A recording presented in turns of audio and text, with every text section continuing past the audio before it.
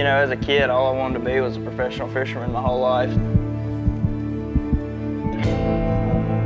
You know, to say that I knew I would win one day may sound a little arrogant, but when there's nothing but a plan A, when you don't have a plan B, you don't have anything else you want to do, I feel like in life, you have nothing to do but succeed.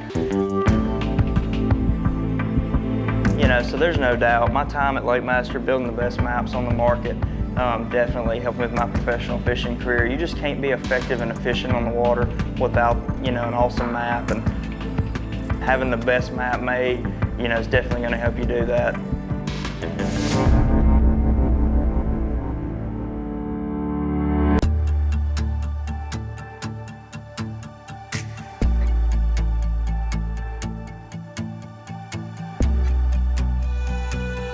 Hey guys, Justin Atkins here, and we're on the famed Pickwick Lake on Tennessee River, and I've got one of the OG original LakeMaster surveyors with me, Jeff Reed. Thanks for driving down this morning. Great to be here, buddy. You know, we're looking forward to getting out on the lake. We're going to show you what goes into making the best maps on the market. We got the original survey boat out here. It's got millions of acres, you know, surveyed under its belt. We're going to show you what it takes and what Jeff does on a daily basis and what I used to do for fishing professionally.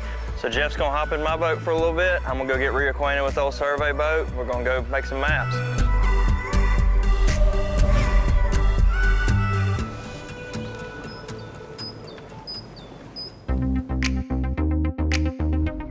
LakeMaster's been sending their crews all across the country to collect data. Welcome to LakeMaster.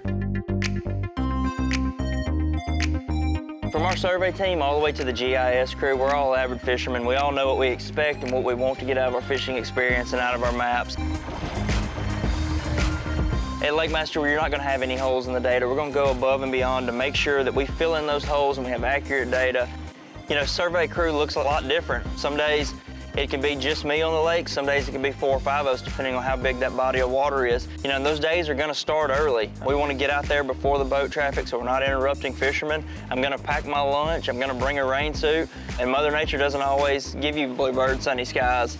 Some days it's 15 degrees, and you know how weather swings can be across the country. It can be 15 one day and 70 the next. So we're gonna go spend a lot of hard days on the water. I'm gone on crew 20, 21 days at a time, and there's no days off. We're gonna try to map every single day we can. That data is hard earned and hard collected.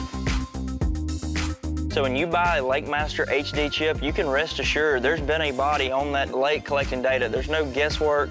There wasn't any purchased information. That is true data that has been collected by LakeMaster. So, you know, getting this information that's right up on the bank is super key, but it's also a great starting point to work from bank to basin. I want to cover everything. I want to know when that creek channel swings up next to the bank, where it goes to as it leads back out. You know, LakeMaster just doesn't miss any of that. I'm gonna put the time in to capture all the data, you know, and pay attention to my sonar, see that there's rocks, see that there's brush that's maybe piled up, or that it's a, you know, a soft bottom, whatever, just things that are gonna key me into places that I need to collect more data and build a better map. This right here is a prime example. You have a lot of riprap bank that the Corps of Engineers have obviously put out, but as I'm out here collecting data, I'm seeing rock on the bottom, so I'm really going to pay attention to my sonar as I've stretched my lines out. You see how this rock has run out, so really paying attention right in here and collecting a lot of that data until the lines have flattened out and you've got just river basin. You know, these are little things that other people overlook by not collecting that data as tightly as they should. You know, there's a lot of key things that I want to look at that's going to stand out to me when I pull up to a new area to fish. The way these contour lines kick in and out, that tells me there's probably a lot of rock out here. There's a lot going on the bottom, and I could miss the tournament winning fish if I'm not in that area. You know, so by using shallow water highlight and depth highlight, I can pick a range that I really feel like those fish are going to be in, to pick the range that I want to start my practice. And by highlighting those ranges, it really makes things pop out. By being able to see the little nuances, it keeps me focusing my effort in the areas that the fish have told me that they want to be. Or, you know, I'm using the shallow water highlight, it helps me navigate the lake better. It's gonna make those shallow water places, those dangerous places that maybe stick out in the lake, show up. So I don't run my boat or I don't tear my boat up on the first day of practice that puts me out of commission. We tear a lot of lower units and a lot of props up so that you don't have to.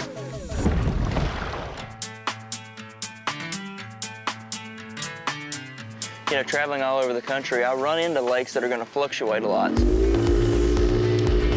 such as the TVA. There's a certain level that's considered summer pool that's measured by the Corps of Engineers on Pickwick Lake. It's going to be 414. So when I come to a place like Pickwick, I'm going to look to see if it's at summer pool, which would be 414, or if it's at 411, 410, so on and so forth. And what that's going to do is that's going to complement an awesome feature that comes with Humminbirds. It's called water level offset. And so here we have a rock row that's out in the middle of the river, and you can see it's been highlighted by stars to show that it is rock. It is a hard object that's out in the middle of the lake. Let's say Pickwick was, 5 foot low when you came. So you're going to come to your Humminbird chart, come down to your water level offset, and you're gonna bring it down 5 feet. Now all of a sudden you see this rock row is highlighted in red. That becomes a danger, something you're not gonna wanna run across. It's gonna pop out to you that those depths are too shallow to navigate that safely. And, or it may stand out to you that, that's something that you wanna fish if you're looking for rock that's in that shallow water. It gives us an accurate depiction of what the lake does when it goes up or down and how those contours change. And the other good thing about it is it allows me to start my pre-practice sitting in the driveway at the house. I can plug it into the current conditions, look over the lake, and find where I want to start my practice.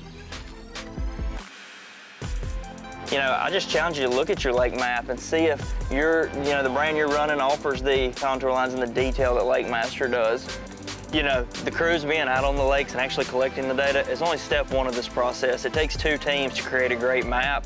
We have a GIS team that's back in Little Falls, Minnesota, where we upload all this data and send it into them. A team of GIS professionals take the raw data from the survey crew and create a final product that the consumers are going to see. Guys, bottom line, from the survey team to the GIS crew, we take great pride in our work. We didn't copy the recipe to make the cake, we created it.